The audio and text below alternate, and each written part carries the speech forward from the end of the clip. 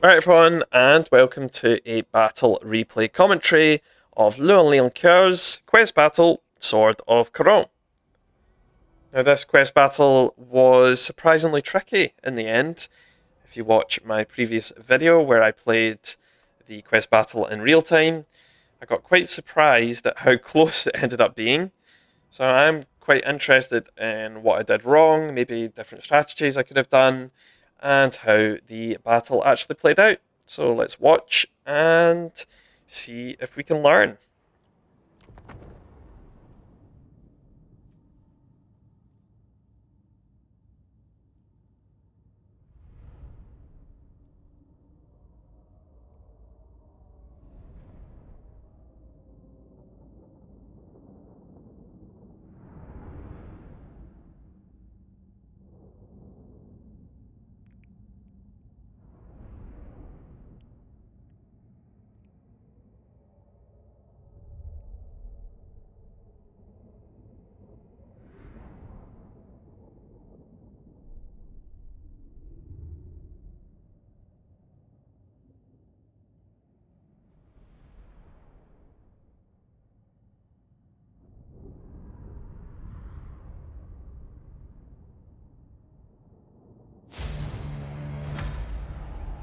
Right, so the quest battle started, and you can see from the minimap that I spread out my cav.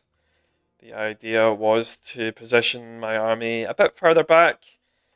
I'm just thinking now, maybe I should have just gone a fraction more back, and I would have actually had a bit of more of a hill advantage here, and they would have had to run up the hill, and maybe my archers would have got more shots off. So yeah, I'm nitpicking already. As for the flanks, could have maybe separated out my shot cav and just my normal cav. Maybe a bit better, but yeah, I think overall the start isn't too bad. Now, it is showing the gobos straight away here, and we didn't actually see any of these units. All we saw were the orcs. So it did initially look like a pretty straightforward fight here, so that's why I bring my cav out the trees and attempt to catch up with these orc boys. Or orc boar boys, rather. And yeah, the same is happening on the other side. I'm just trying to wrap around and see if I can pick anything off. Yeah, the first thing that happens is we come out of these trees. Obviously that triggers the entire orc army to come after them. Okay, we're trying to just do a bit of damage here. I think we're just slightly too late. And yeah, you can see what happens here is these orcs luckily just stand here and then turn their back to me. So I can just charge straight into them. But yeah, this is where we get the spell on top of us, and then obviously the entirety of their army come through. So I decide that's a bad idea and back out as quickly as I can. There we go. Because we don't want to be absolutely peppered into the back. See, the initial little skirmish there is actually okay. I'm fractionally too late here. While I was looking at my cav charge, the men at arms, pole arms rather, could have been just a fraction forward, and we would have been able to deal with these orc boys quicker. I do fly in Louen, and we try and take those out as quickly as we can. In the meantime, again, we are going in for a charge into the back of the gobos just here, and I think it works out not too bad. And there is a WH just going across just now, and I didn't realise that at the time either. So I maybe could have just backed off for 20 seconds or so, because these guys are anti-armor with their armor piercing, so they do start to shred these knight errants, and so I decide to pull all my units back. Now, as for their orc boar boys, they do try to run into these trees. I think they're trying to wrap around and get to my archers. It kind of works out because the Pegasus Knights are able to catch them. You can see how much damage these guys take almost instantly, again because of the armor piercing. We're sending in the Grail of Reliquary there, and we also send in Louen. In the meantime, they have their war boss coming towards us, and I did clock that, so I started sending the flanked knights forward here, just trying to wrap around and pick anything off. And it was at that same time that these two spider raiders came through, so it was actually quite lucky in the end that I did pull those cav back. Yeah, and then what happens over here, we managed to push these guys away. Louen does an alright job here. And then this is where we get charged into by the war boss, who is, unfortunately, what I did was I had the wizard here way too far forward, and she takes just too much damage. Yeah, that was a pretty big misplay, and you'll see later that she actually pays for that, really, because she doesn't heal up properly. But we are finishing these orc boar boys. Again, I probably should have pulled my peasant bowman and reformed the line because the rest of his army is coming. But we do manage to get these orc boar boys, and we do manage to get these spider raiders at the back. And this is where we charge in, and this is where I pretty nicely get the goblin shaman along with the archer arrow boys. So I'm pretty happy with that. And yeah, we are chasing there, and we are just fighting here. I managed to pull Louen back to try and deal with this war boss.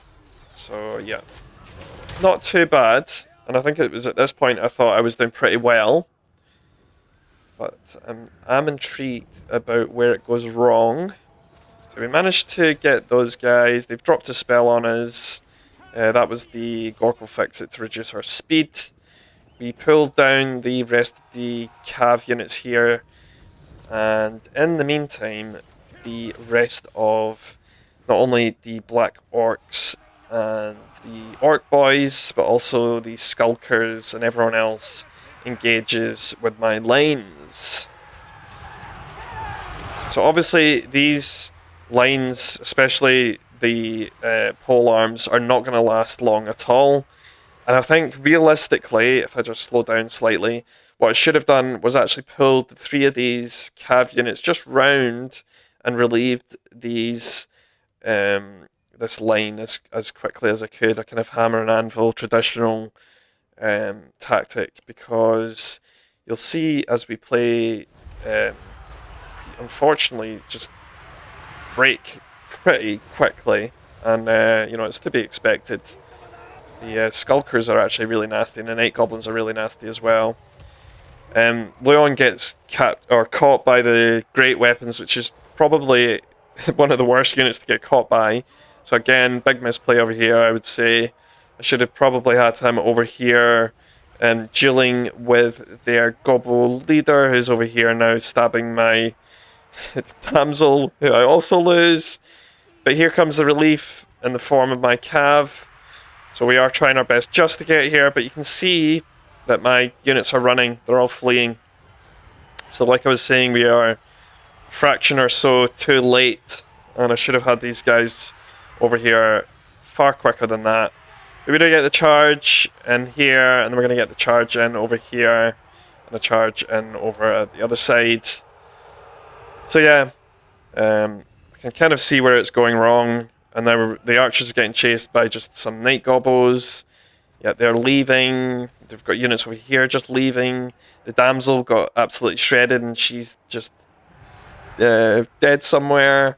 So yeah, it all kind of went wrong after thinking it was going quite well. But yeah, the knights at least have joined the main army here and are starting to pick apart them from behind at least.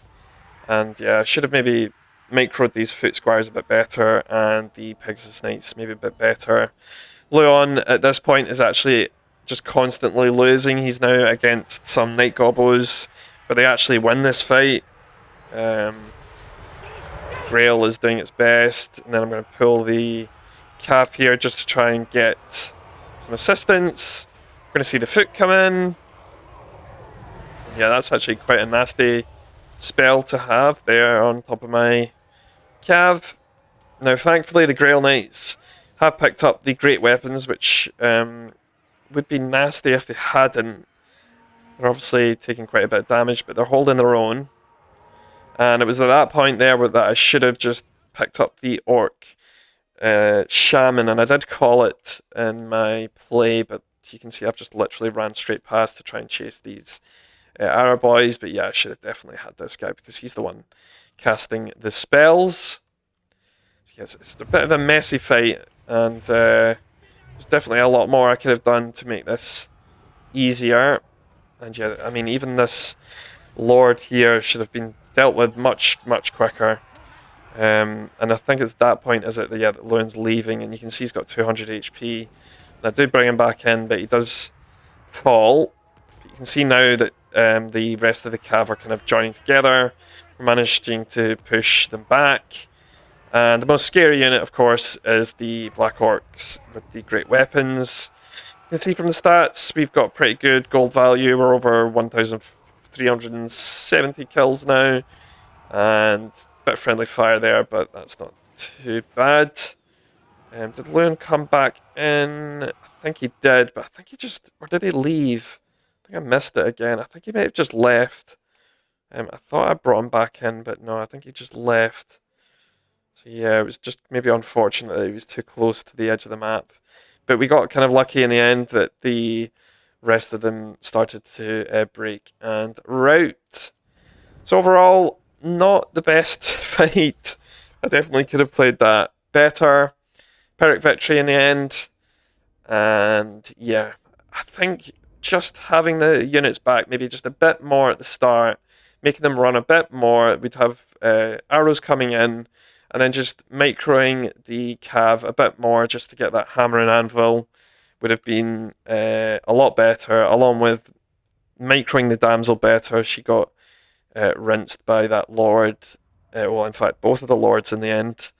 And yeah, just Louen probably shouldn't have been trying to duel the great weapon orcs. He should have instead been trying to pick off the enemy lord. But overall, no, we got away with it. And yeah, not too bad in the end. So yeah, we reviewed the stats before, but Pegasus Knights and these Knights of the Realm did really well. Questley Knights and Grail Knights did pretty well. Louen, yeah, he did alright, but probably could have been utilised a bit better.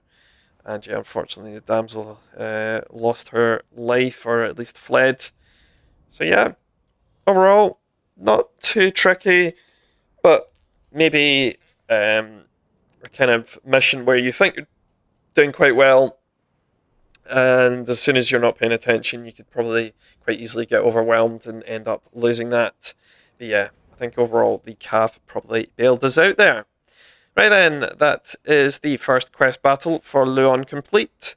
If you enjoyed this, then please like, comment and subscribe, and I shall see you all in the next one. Bye for now.